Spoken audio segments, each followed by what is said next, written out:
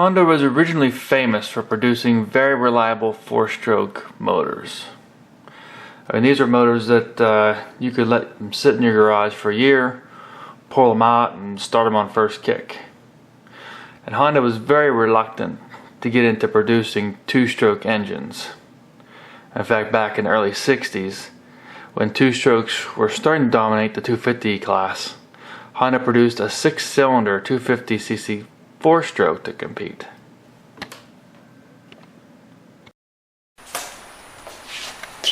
A long time ago, about 1974, Honda invented a revolutionary dirt bike. They called it the Elsinore. That is what this video will entail. Follow me for this adventure.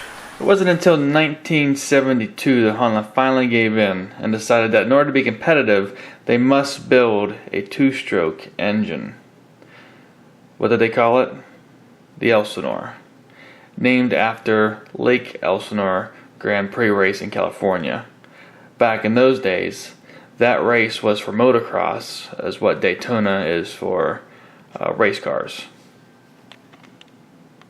Honda did not initially release a 500cc class mass-produced two-stroke motocross machine. That doesn't mean it didn't race them. The AMA rules were different back then, and works bikes didn't have to be production bikes. So in 1976, Honda made the very first Grand Prix motocross machine designed by Honda, which was an RC500. Here are the original line of the Honda RC500 bikes. You'll notice the Kickstarter is on the left and remained on the left until around 1984, at least for production models. Here are a few of the RC500 air-cooled machines that were available to Honda factory racers back in the 1970s.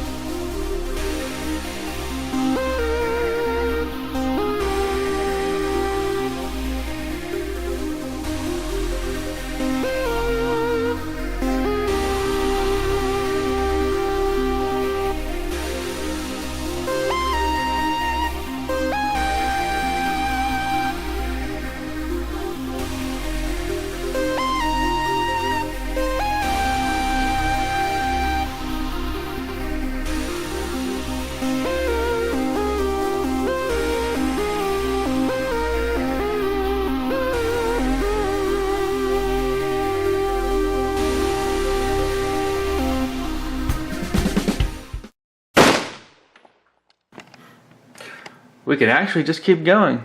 Here's the 1981 Honda RC500.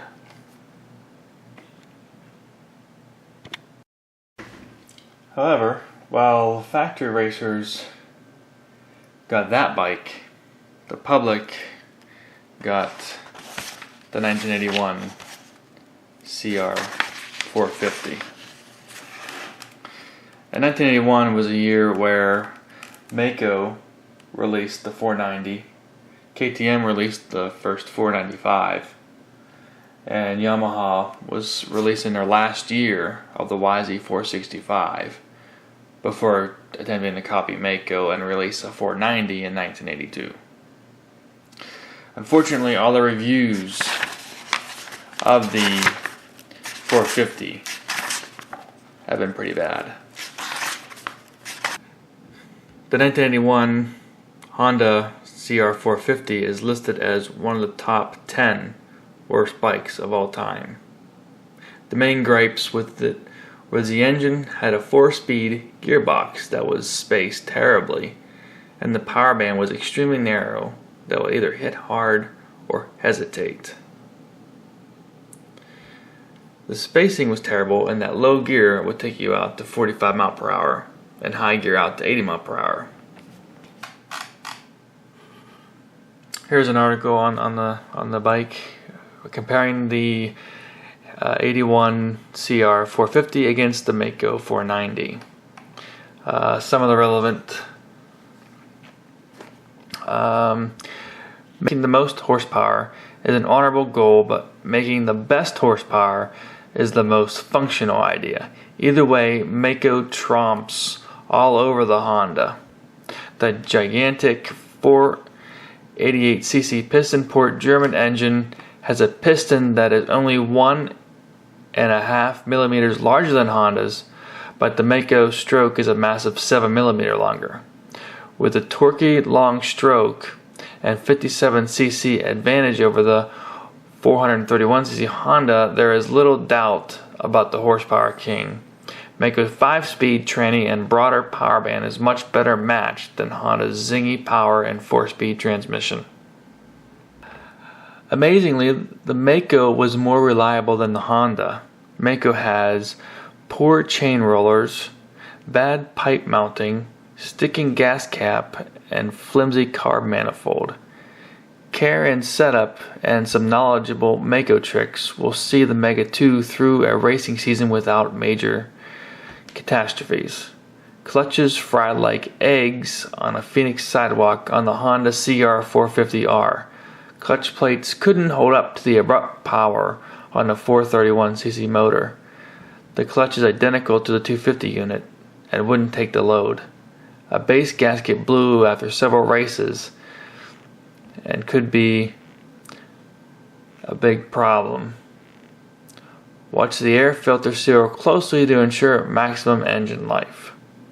The bottom line: the Mako is several bike lengths faster to the turn, and that is a big advantage while giving away very little in suspension reliability or handling to the Honda. The Mako is the big bike that was designed to do the job and then some, while Honda was designed to do the job but just barely. Honda followed this up in 1982 and 1983 with the introduction of the CR480. The 1982 model had a 4-speed gearbox. The 1983 model had a 5-speed gearbox, and it also had a removable subframe. Overall, the motors are otherwise the same. The handling is supposed to be a lot better on the 83, and the 5-speed is supposed to be a lot better on the 83 than the 4-speed on the 82. However, not too much is written about these. There's a few people who have gripes about the 82 that I've seen, mostly because of the 4-speed gearbox.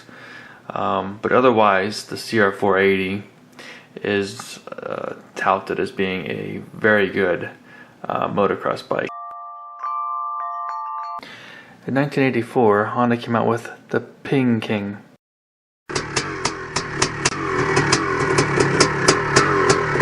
Which was the first 500. It was still air-cooled, but it had serious problems.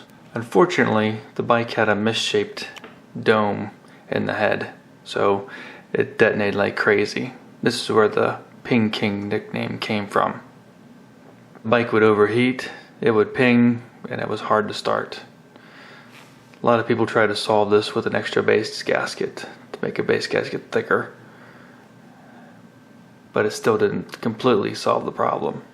I was actually thinking about buying one of these bikes, so I did some research to figure out if anyone had figured out what the issue was and if it could be fixed. Initially, I could not find anyone who actually thought that this was fixable, but in the end I found Harry Klum had made a fix for it, and this is what he said. I am very familiar with the bike and the fix. The problem was that the dome and the stock head had the worst imaginable shape for staving off detonation, as well as very excessive squish thickness. I developed a modification for the stock head that completely reshaped the combustion chamber and dramatically reduced the squish clearance. The end result was a total elimination of the detonation, cooler operation, and a bit more high RPM power, like the bike needed that anyways. We can still do the mod for $105. It's a bunch of machine work, respectively. Harry Clem.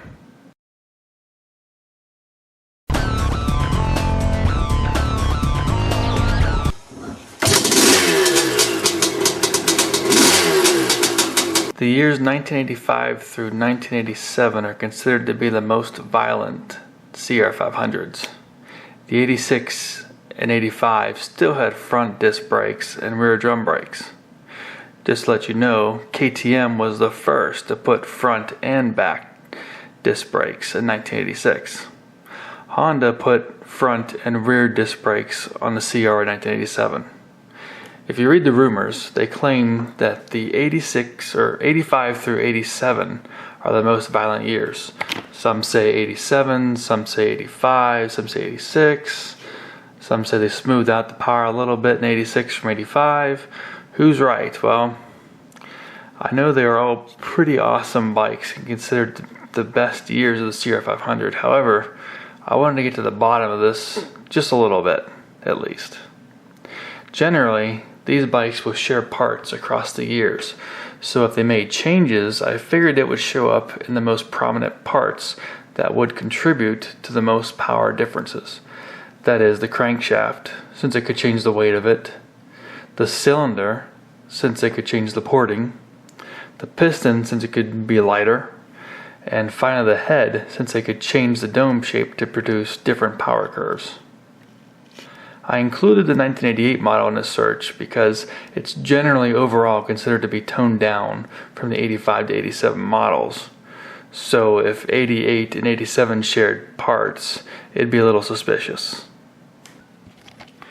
The piston, well, they all share the same piston. Here's the cylinder. Well, they all share the same cylinder, which means that if they modified the head, you can get the meanest head for whatever year you have and replace it. The crank, well, 85 and 86 share the same crank. 88 and 87 both have completely different cranks. Finally, the head. Every single year has a different head. So this is possibly where the difference is. Unless the only difference is the head stay mounting or something else that's trivial, but unlikely. If we had all four heads, we could compare the shapes, and we could even figure out the volume by pouring liquid into these and determining how much difference in volume each of these years had. This would be interesting indeed to bottom out on.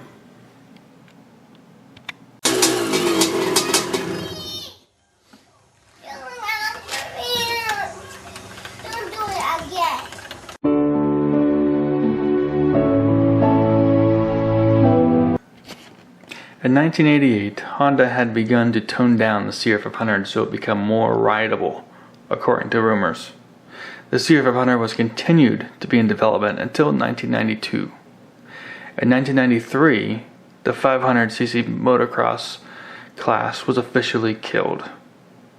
Only Honda, KTM, and Kawasaki were the last of the top manufacturers developing a competing open class machine. The bike remained unchanged until its final death in 2001. Unlike the KX500, the CR500 never received a power valve.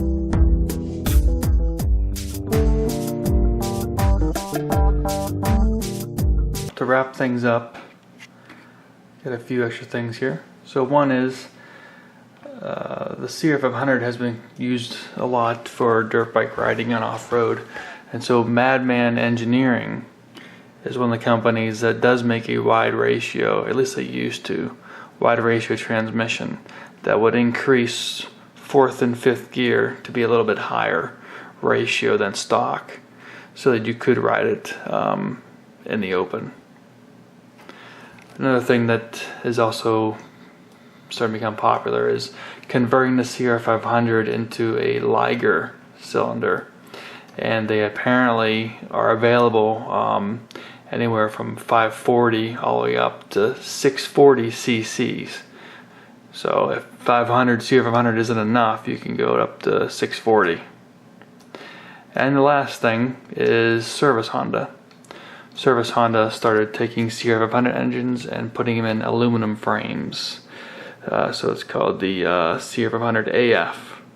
A lot of people will also do their own conversions, as they can get junk bikes that have been junked with aluminum frame and add in a CR500 engine.